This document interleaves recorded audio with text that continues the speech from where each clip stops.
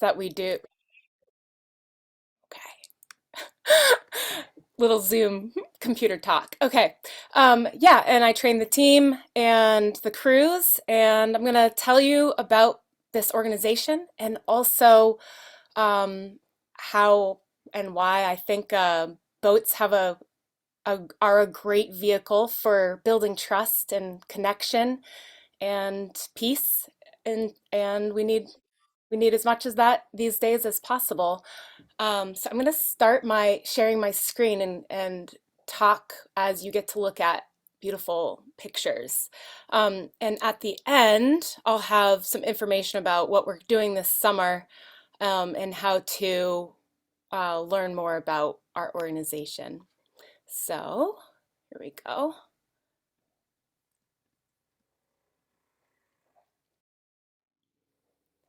And make it big. All right. Just give me a little thumbs up if you can see that. All right, great. That's great. Um, so Atlantic Challenge, quick history. It um, started in 1984 um, by Lance Lee, who started the Apprentice Shop in Bath at the time. Now the Apprentice Shop is in Rockland, Maine. Um, there's all these little people entering with little beeps, so I'm slightly distracted from that beep sound. Sorry. I'll do my best. Yeah, so he and a French man named Bernard Caderet, who also helped to revive boat building and traditional boats in Brittany, France. He and Lance got together and they dreamed up in 1984 this concept of Atlantic Challenge, which was we want to preserve seamanship skills and we want our young adults to know each other. Let's have a gathering. Let's call it Atlantic Challenge, Contest of Seamanship, and let's build the boats and get together every couple of years. Um, so the apprentice shop built the first two boats, and they selected the Bantry Bay gig um, from having both gone through many different museums and seamanship programs. Lance used to work for Outward Bound, so he wanted to incorporate a boat that had a lot of team building capabilities and an open boat. And Bernard's from France, so he wanted a French boat, something with elegant lines. So they found this boat in a museum in Ireland. This is hull number one from 1796. And the apprentice shop was in Rockport at the time, built the first two boats, and they're over 38 feet long. Um, and oops, you row them I'll just show you a few construction shots. This was the launching of the first Atlantic Challenge Bantry Bay gig in 1986 in Rockport Harbor. Yep, so it's got 10 rowing stations and three dipping lug sails. So the idea was they wanted to put as many people as they could in it, so you can sail the boat with 13 people or row it with 10 people. And they wanted a boat that would require a lot of teamwork. So each sail requires four people to maneuver. There's no keel or centerboard, and so you have to shift weight to be able to head upwind or head fall off the wind. Basically, they don't maneuver very well, and that was the whole point.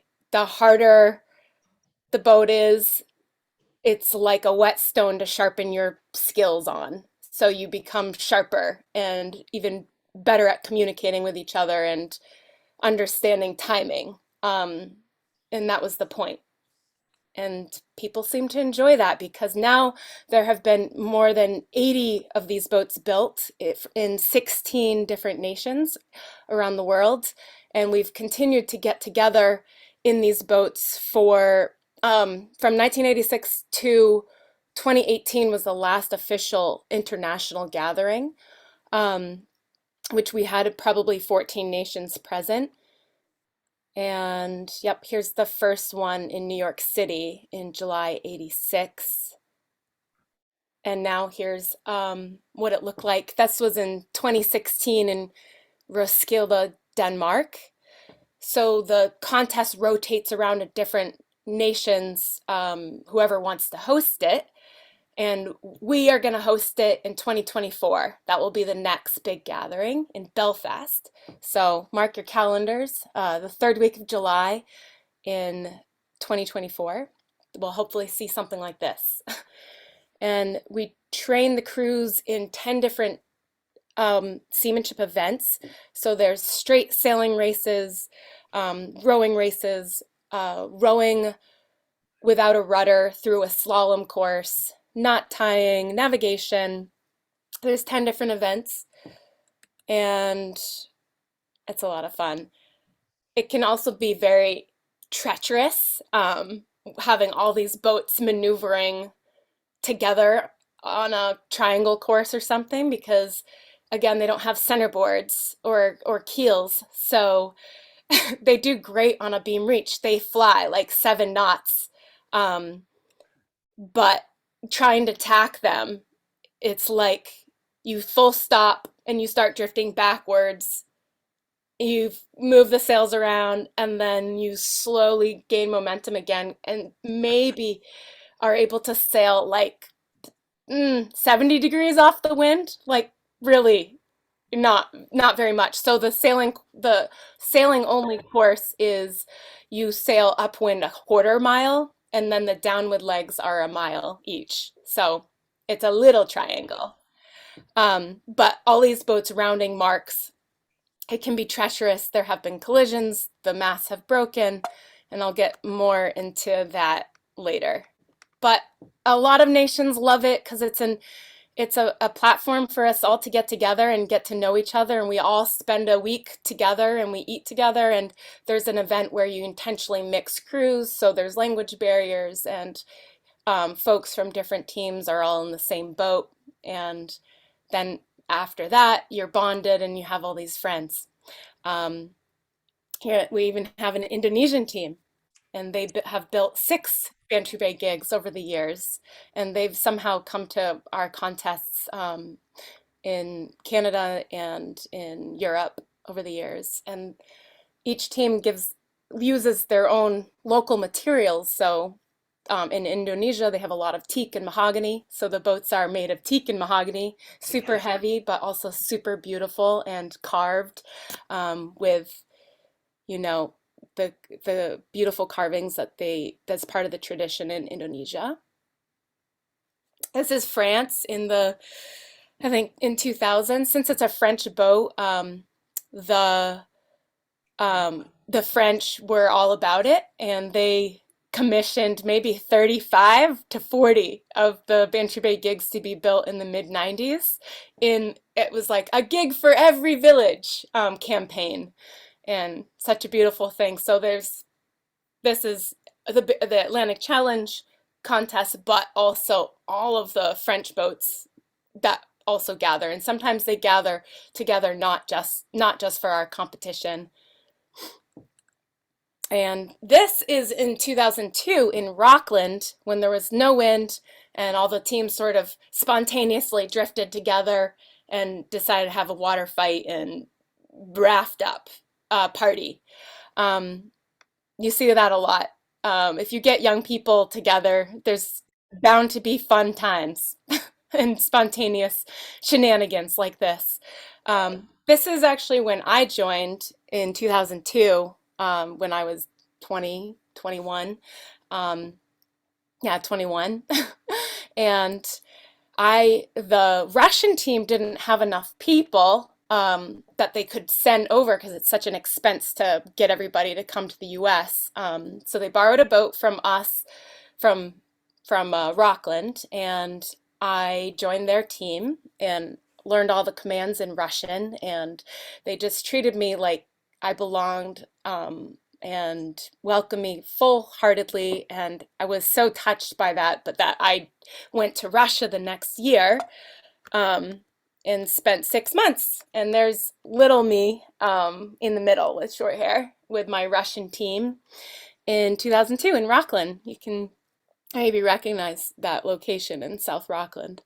And yeah, it didn't, I realized then, like, it really doesn't matter about language if you're rowing together in time and, helping each other constantly and working together in the boat. You don't need to speak the same language. You don't need to have the same religious views or political views. You just are working together, and the outcome is friendship. And the feeling that you've done something together in common purpose. So I think it's a good thing for the world. If only our politicians got in the same boat together, we'd probably be better off. I was especially glad to go to Russia because of all the political propaganda I've received over the years about Russia, and now I know that these people are most loving people, and they're not their politicians. Unfortunately, we are neither. Um, and so, yeah, this is in Russia in St. Petersburg. Their training base was an old military fortress, and we would row around this military fortress about a mile and then do competitive events during the day.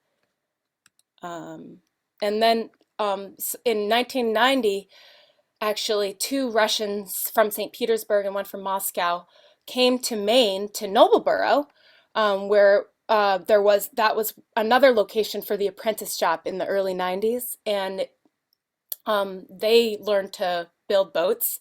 Um, Lance Lee, who's wearing the red cap in this photo, wanted to um, yeah, try to open the door and create opportunities for folks in Russia because they also were interested in boat building at the time.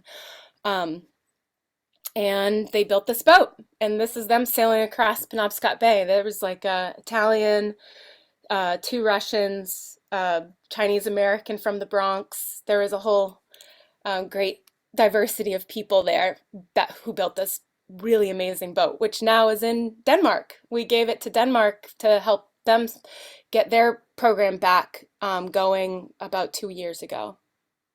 And one more thing about Russia, well, also just a thing about Ukraine and Russia. In 2014, the Ukrainians and the Russians joined as one team, and they did that intentionally to show like they can get along.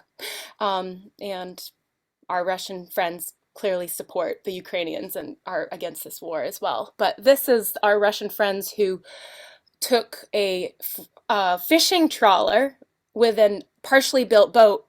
They hitchhiked across the Atlantic from Murmansk, which is northern Russia, to Nova Scotia to get to the contest location. They didn't have any money, and so they found a ride.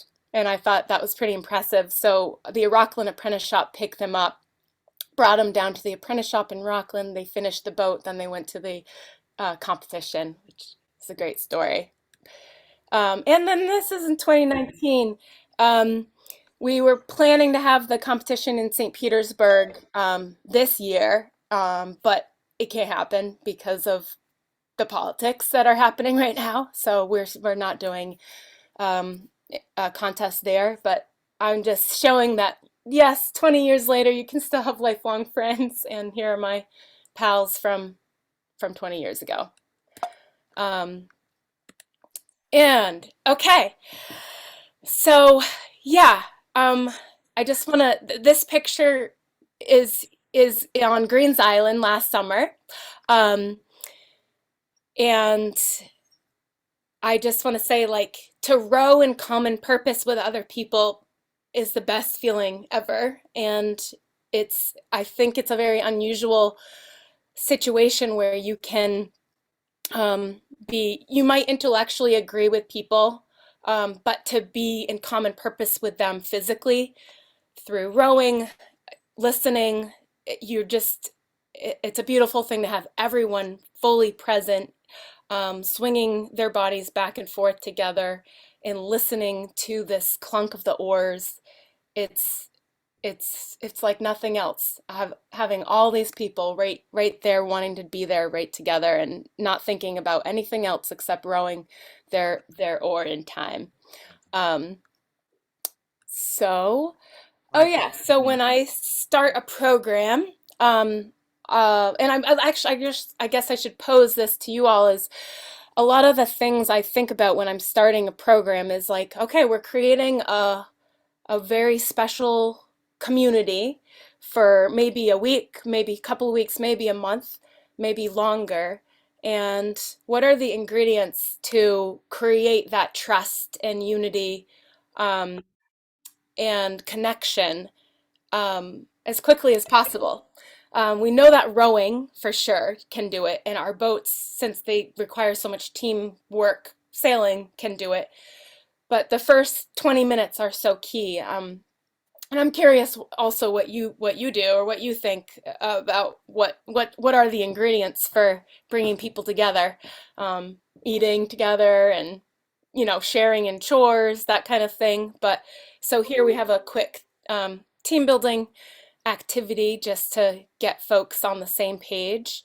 Um, and this is an exercise talking about um, comfort zones and how we all grow, and then when we're learning something new can be very vulnerable and get out of your comfort zone. And then you know I want to create, in the first 20 minutes I try to create a space where people know that it's normal, that they're going to be challenged, that they're going to be growing, that they're going to be vulnerable at different times, and like how can we create that space of compassion for each other. I think that's really important to create that tone from the very beginning. And here we are on Green's Island, where is just south of Vinyl Haven, next to Hurricane Island, um, where Lance Lee has a property and where he's let us train the team since he started the competition. So we train for the competition, but we also go there now in non-competitive trainings just to have an expedition. And this was a couple years ago. I think we have the one of the Indonesian boats that we acquired, which we've since sent to Kiev in the Ukraine, and I just got word that it's still in working condition, but so that was nice, and hopefully they'll be back at it soon. But yeah, we try to rotate the leadership in the boat as much as possible, even if the coxswains, those who are standing in the stern, have never coxed before. We just want to keep it rotating, so that the voice, people who are rowing, um, can have compassion for people who are giving the command, and vice versa. You just become a stronger communicator, I think, if you get the alternate perspective. So here we are. You can see, you can row these boats or you can sail them. Here, typically we have the mast down when we are rowing, but this must have been a quick transition. This particular program was for all ages, the youngest being 15 and the oldest, I think, in her late 50s. We also have a program that's just for teens and young adults.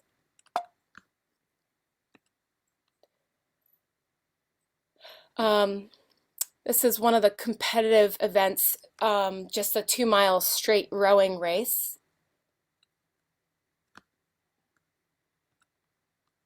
And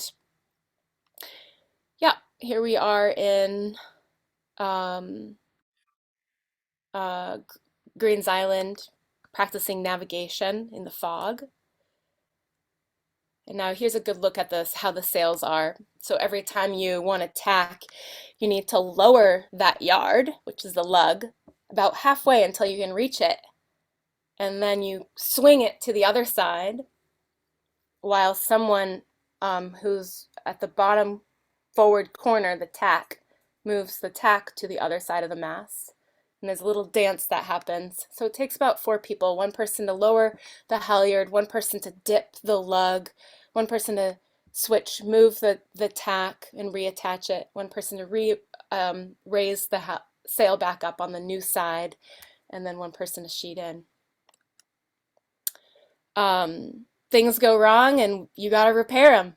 It's a wooden boat, so we've had to repair lots of things. Leaking boat, broken oars, broken masts. Fortunately, we can just beach them because there's no keel. It's really easy, and we have the tides here in Maine to do so. Practicing navigation. I should look at the time. Oh, I'm good. And most of all, I think one of the key ingredients of building trust and connection and all that is making sure there's fun happening. And again, young people know how to do that. They know how to bring the fun and food.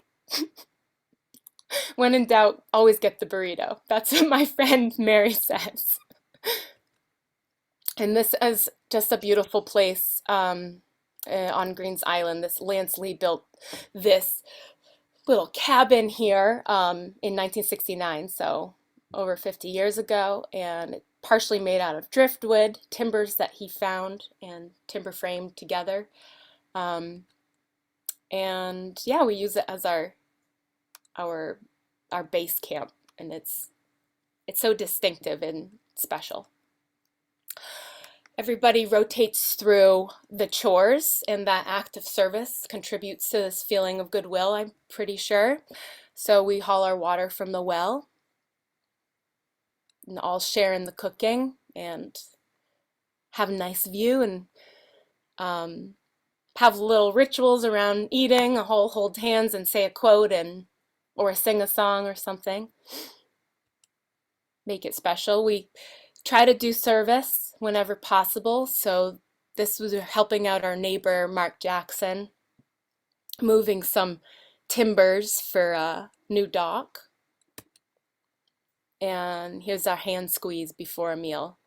I think just whenever there can be little moments of pause together like this, it does bring the people together.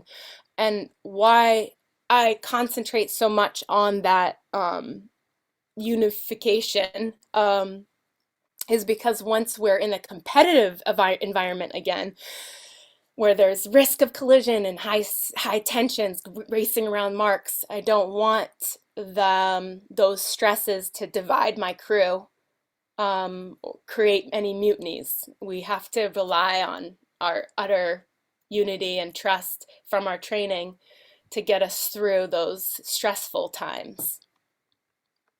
There's sailing in the fog, also a fun challenge. Inside the powder hole, that's that cabin made out of driftwood on Green's Island, getting warm on a rainy day, drying out some gear. There's a knot tying competition, so we train for that, train in splicing and knots, teach each other. Our oars are 18 feet long and they're so heavy, so this was a mission to shave them down and try to make them slightly lighter. Here we are. This is just like nice view of the boat sailing, so you can see the lug and how it's attached by this bail at the top, a little hook. And it's a loose-footed, so that yeah, there's no booms hitting anybody's head. But that lug coming up and down can hit, so it's really important too. Everyone is just super aware of what's going on. Here's an alternative look. This is just the wind was really picking up, so it's a quick way to reef. It was just drop a sail. And you can sail in this configuration of the foresail and the mizzen. Mizzen's pretty critical in steering because the rudder is so small. Again, there's not much of a keel. That's just maybe 6 inches all along the bottom. Um, and so you need the rudder working with the person who's using the mizzen and rudder combined to steer, as well as shifting weight forward and aft. Oh, fun parts. um, in recent years, we've brought a lot more um, music intentionally into the program as another way, as another tool to bring people together. Rowing brings people together, camping together, all of that brings people together, but music really takes it up a notch. And so this is a spontaneous contra dance on the ferry on day one of the program over to Vinyl Haven, which is fun, and the ferry captain enjoyed it. And here's on Green's Island, it seemed like everyone brought a fiddle, which was a very fortunate, wonderful occurrence. Not required, but now we've created a program that is oriented towards music. You can just sing if you don't play. It doesn't matter. If you played, great. And we tried playing against the rhythm, so the oars are creating this lovely rhythmic sound, this big clunk. And so these fiddlers were playing against the rhythm of the oars and helping the rowers stay in time. It was really fun. I'm going to show you a video clip at the end. So with that, the coxswain, there's me in this picture. I didn't want to interrupt the music or their listening, so I just taught hand signals. So I did all my coxing and my command in silence, and I just steered the boat with my hand signals. So I'm telling one side of the boat to stop rowing and so that the boat can turn a little. I also don't have a rudder in, so I'm just using the oars to steer while those fiddlers play for the rowers, and the rowers play for the fiddlers because they're keeping the rhythm. And this is a western view, dinner time, which I don't think you can go wrong with that view.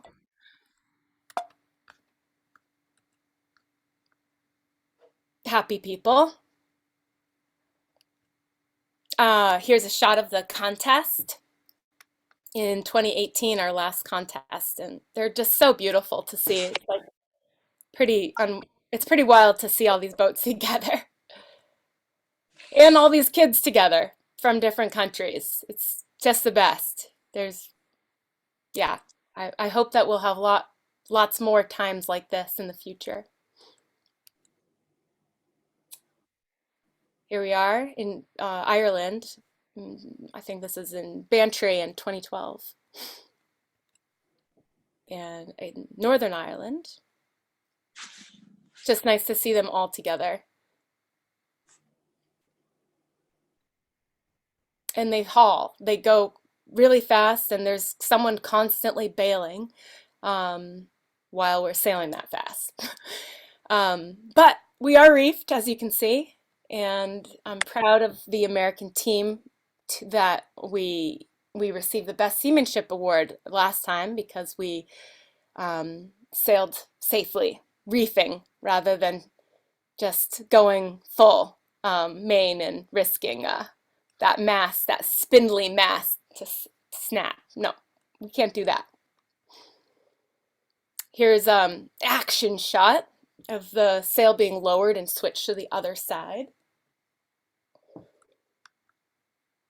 And again, it's pretty wild to see all these boats trying to round a mark with going at that speed and not very maneuverable. I just tell my crews to stay wide. This can be a real cluster. And one of the events is you sail the downwind legs, and when you get to the mark, you drop sail and get out the oars and you row the upwind leg.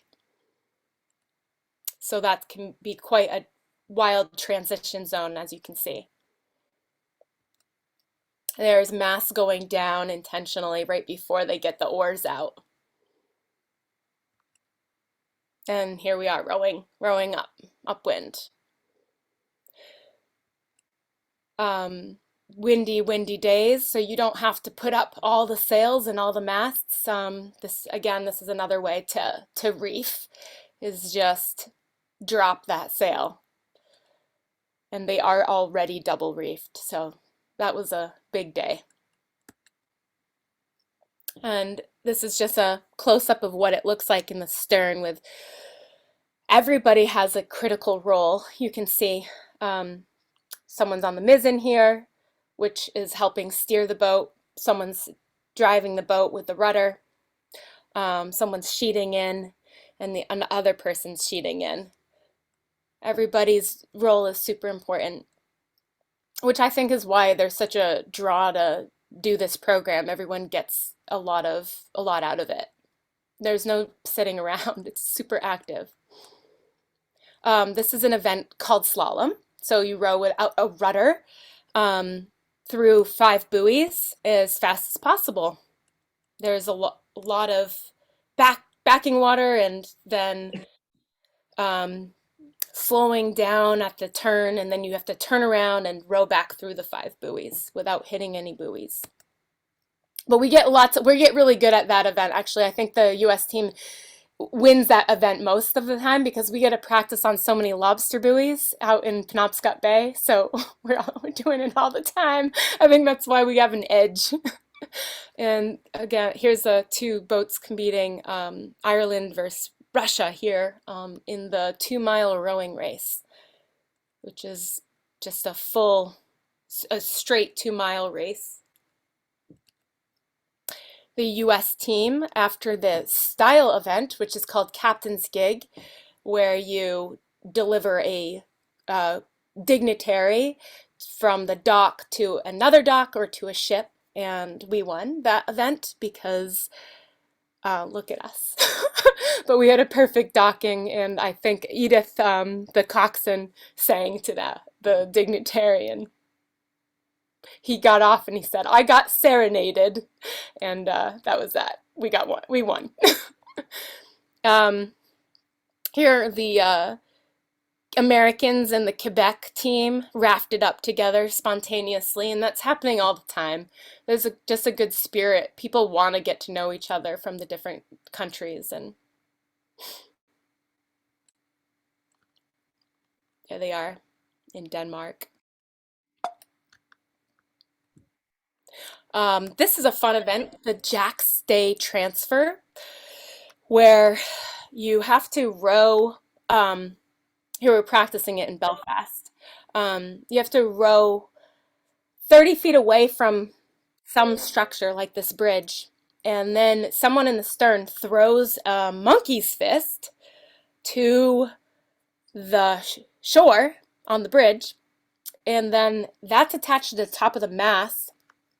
The mast goes up, and then you transfer a little package. There's a lot of steps here, and it's a timed event, and it's pretty challenging.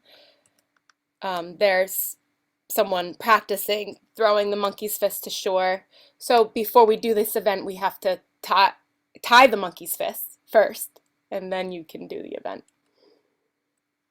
It's lots of pressure for that person balancing the back. Doesn't always go so well, but when it does, it's glorious. Here, the monkey's fist has just been passed. Now the mast is going to go up. We got a couple rowers holding the boat in place, and there's also an anchor down. And this is just a satisfied crew.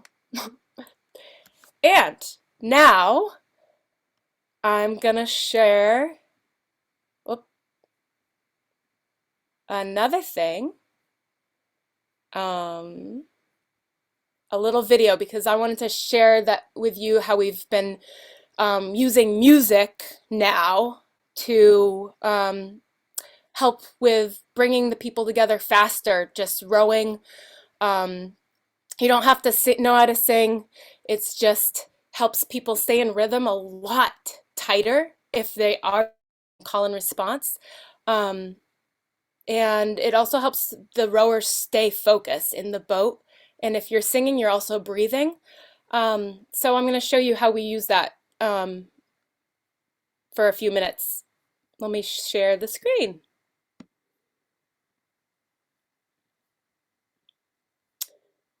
And this is, oh wait, I'm going to make sure I have the sound on. I'm going to try that one more time.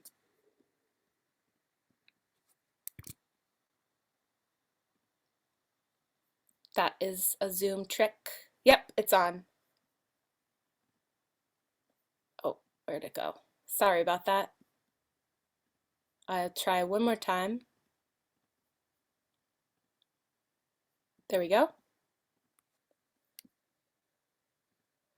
Yeah, so some local musicians who are into this call and response singing have been part of Atlantic Challenge trainings for the last 6 years. They're the Galler sisters, Edith and Elsie Galler. They're part of the Galler family band, and Bennett Konechny, who studied work songs for the last 20 years, and he does a lot of that through his local chorus here. But we've collaborated lots, and here they are singing last summer on one of our trainings, and I'll play it for a few minutes so you get the feel. 1 2 1 2 3 1 2 3 1 2 1 2 3 1 2 3 1 2 1 2 3 1 2 3 1 2 1 2 3 1 2 3 1 2 1 2 3 1 2 3 1 2 all on the bull in the bowling hole. On the bull in the bowling hole. Hole on the bull in the bowling hole. On the bull in the bowling hole. On the bowling, can't you hear me calling? On the bull in the bowling hole. On the bowling, can't you hear me bawling? On the bowling, the bowling hole. On the bowling, the captain is a calling. On the bowling, on the bowling, the bosun is a bawling. On the bowling,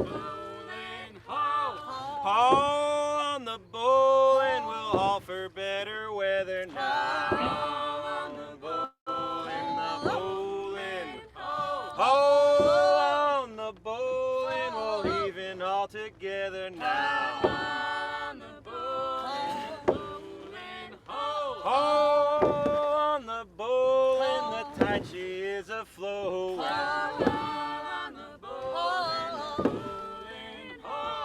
on the bowling, the wind she's not a blowing. On the bowling, on the bowling, we'll even all together now. On the on the bowling, we'll offer better weather now. On the bowling, the bowling hall.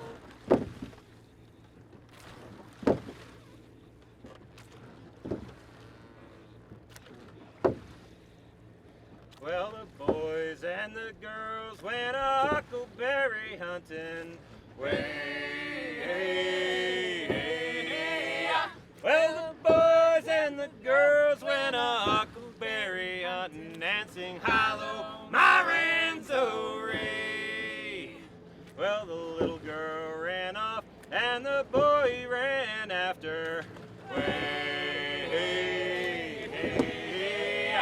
Well, the little girl ran off and the boy ran after and sing halloo, my Ranzo-ray. She said, I'll be your beau if you'll have me for a feller. I'll be your beau if you'll have me for a feller and sing halloo, my Ranzo-ray. 1 2 3 1 2 1 2 3 1 2 3 1 2 1 2 3 1 2 3 1 2 1 2 3 1 2 3 1 2. I'm the lead goose of the Wild Goose Nation. Way, hey, hey, hey. I'm the lead goose of the wild goose nation, and sing hollow my ranso ray. Oh, I see where you're going. We're doing Yeah. 4-4. Hollow. Got a great Yeah. 4-1 going. Yeah, Four- we're in 4-1. Is that what we want? No. Well, it works. It's great.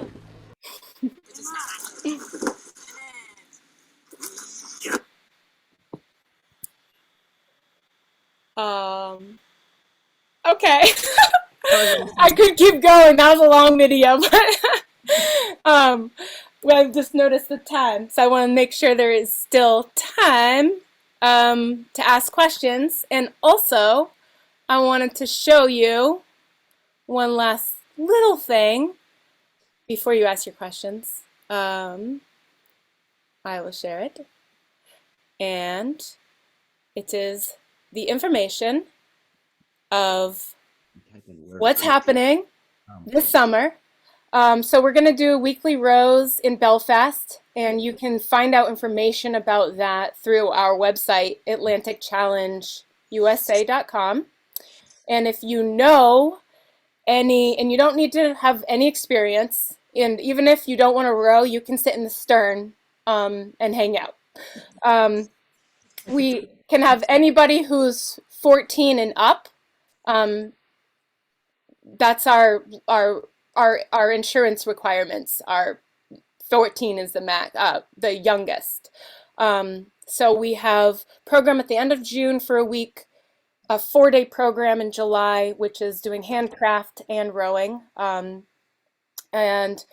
the last 2 weeks of July, where I'm actively seeking some young adults in their teens and 20s to participate in the contest training, be part of Team USA, and we're going to do a 4-day contest regatta in Belfast at the end of July, and July 26th to 29th. So all of that information will be on our website, and we need more people.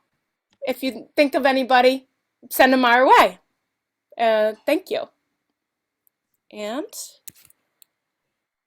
I'll come back. Okay, I'm back. Hi. Hey, so I'm going to promote Arista a little bit as well. So I'm going to, before I ask you all some questions, or ask Arista some questions from all of you, Arista is going to be teaching a coastal navigation class here at the Carpenter's Boat Shop, starting on Wednesday, the 20th, going through Monday, the 25th. We have a few spots left. So if you're interested in honing your navigational skills and having a tremendous amount of fun and spending some time with Arista and perhaps myself, you should sign up. So call me or email me, or call Arista or email her, and we could be in touch. So, but on that note, I'm going to ask you a couple questions. You ready? I'm ready. All right. Will you tell us a little bit why the sails are colored? Oh, that's, I think there, some sails in the past are traditionally tan bark, so they've been treated to treated so they don't deteriorate as fast. So traditionally they would be red. That's from the treatment of using bark and like urine and some other ways to make the sail deteriorate less fast. Now our sails are like Dacron or cotton, and they're just dyed that color. And now it's personal preference to look kind of traditional. Some prefer white, and some prefer the spectrum of red and orange, which is just to make it look tan bark, the traditional treatment. Yeah. Arista, what can you tell us about the use of the bantry in the days of its original design, or how the design grew out of its intended use? Oh, I love that question. Thank you. I'm going to say, I don't think that these boats have ever been worked as hard as they are now, or sailed or rowed as much as they are in our current era. They were the captain's gig, like very special gig, like the captain's Porsche, that would be lowered from the huge ship, um, to deliver the captain in style, quickly, efficiently, to visit another ship or to go ashore. It was just like a transport vessel. And actually, the museum, the boat found in the museum didn't have a sailing rig. And so they, um, Lance Lee and Bernard Carteret had a rig designed to match other boats in that era, but it's not traditional to that exact Bantry Bay gig. So I think it was rarely used to just like quickly bring the captain to his friends and then bring him back. All right, another question. How long are the singing practices and how far do the groups row? Oh, that's great. So the singing in Belfast Harbor, it's typically an hour or an hour and a half. Um, and we stay in the harbor. I would say if you're familiar with the harbor, there's a monument, and we get to about the monument. So I think that's like 2 miles away. It's so funny because time just like disappears and you forget that you've exercised for 2 hour or an hour, when you are singing and concentrating on the oar. It's a great distraction from how your body feels or other worries that you might have. So yeah, about an hour and a half. It typically is more like an hour and a half. And there's lots of chances to like stop rowing and switch and get a break and all of that. Will you share a little bit about what the training looks like for different nations and how do how do nations select which competitions they're going to participate in? Oh, that's great. Yeah, so the competitions, the contests are typically every 2 years. And the team members, are usually between like 15 and 25. You have to have at least 7 of your crew members under 21. That's a rule. Um, there's also a gender rule. They have to be women and men, both. And now we're like beyond the binary these days. So we'll see how the contest evolves to, you know, have more inclusive, rules. But the idea is to have a range of people in the boat and keep it youth as much as possible. Um, 33 people. they just basically rally as many people they can. Each nation has a different selection process. I can only really speak to the U.S. We don't require any prior experience, um, as long as they want to be part of a team and want to do a lot of physical exercise every day and want to travel. Um, then we use that our two we train for 2.5 weeks before we go to the competition. Other nations, they have a community program in their city or village, so they, practice throughout the year, or they they typically are. I've talked to them. Rarely do they meet for a whole week or 2 weeks. They save that week to just do the competition. They usually can't get that much time off, so they just meet with their other community members once a week and train that way. We're lucky we have this training base.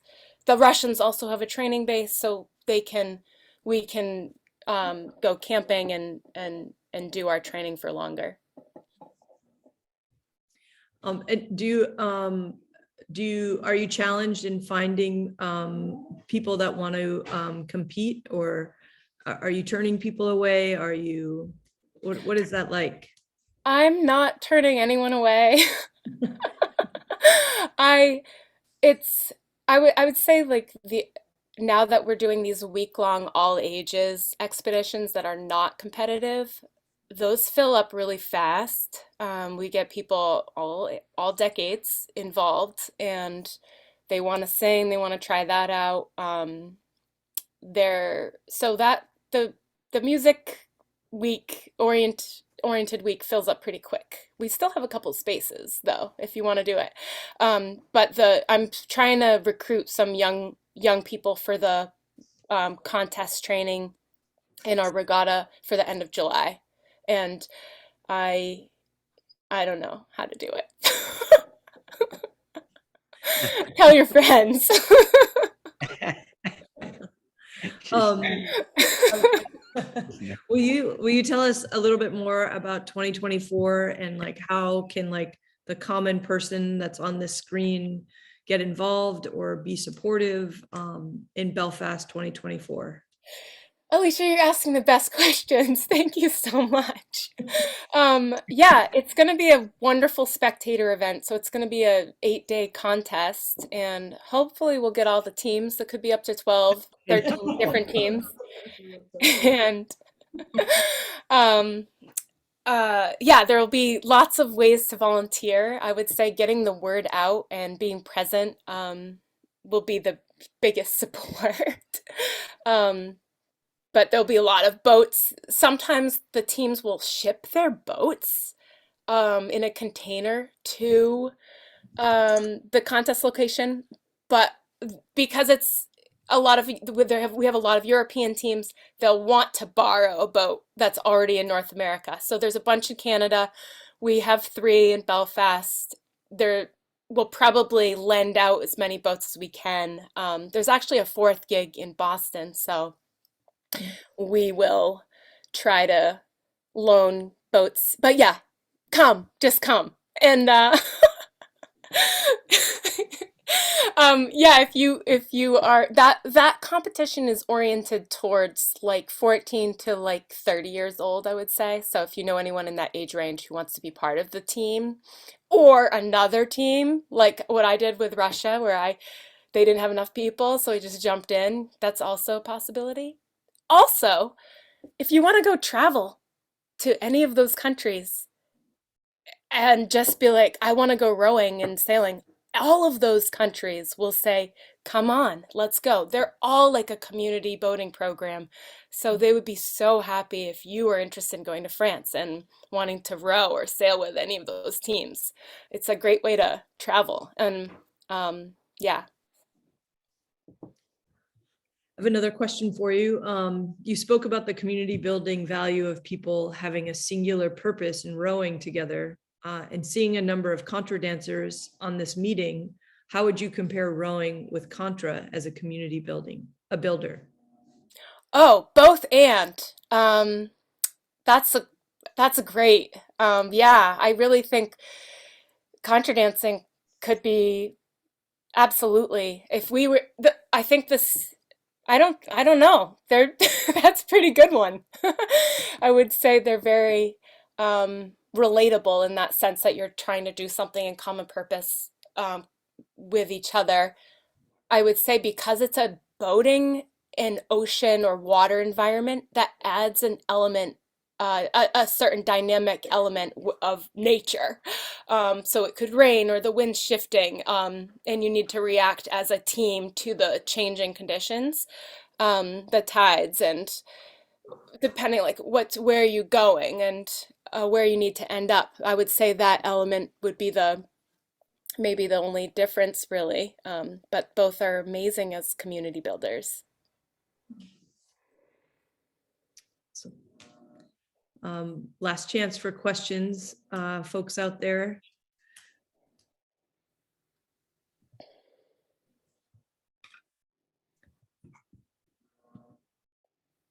I'm going to unmute you, Christina. Yeah, I just had a question. I thought it was really interesting, all the kind of like specific challenges that you mentioned, like the monkey fist rope throwing, which seemed like very niche. And I was curious as to where, like at what point in the 30-year history or so on did those develop, or are they always kind of shifting and like there's a new fun challenge every year, or if they were based on kind of like traditional, I don't know, yeah, kind of challenges or something. That's a good question. I'll have to ask Lance that, like how those competitive events evolved, if they all happened all at once or if they all evolved over the years. I'm guessing that they must have evolved, and some events have gotten ditched because they're just like towing. That one didn't last very long. But yeah, I've got some ideas for new events. So I think it's an evolution, but those 10 events have been the mainstay for, I would say, 20 years, with little change. But I think that it's only been around for 35 years. So, um, I'm sure it will continue to evolve. And I think they were just selected the broad range to cover all of the possible scenarios where, you splicing, you're knot tying, you're navigating, you're anchoring, you're doing all these, you practicing all these skills in as fun way as possible.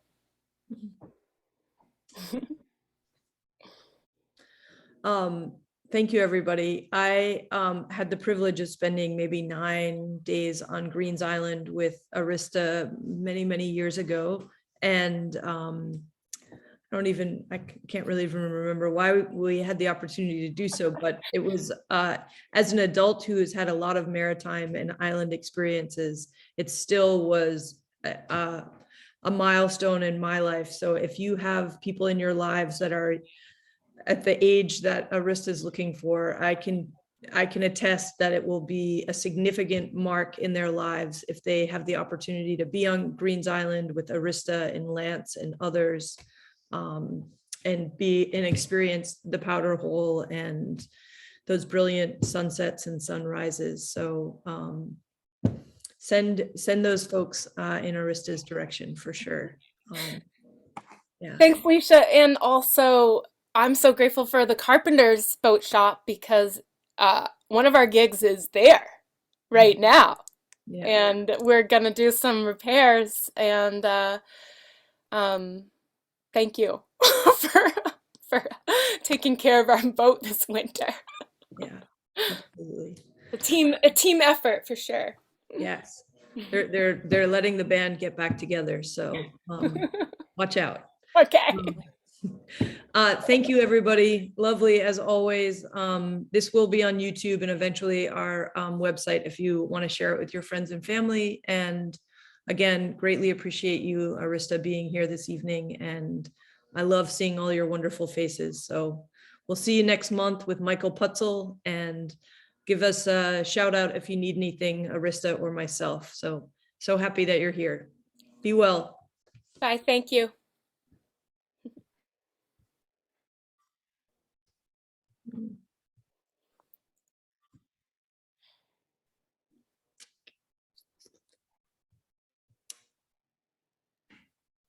Thank you so much, Arista. Thanks, Leisha. Talk to you real soon. Yes, I can't wait. Okay. I'll be in touch. All right. All right. All right. Bye. Bye-bye.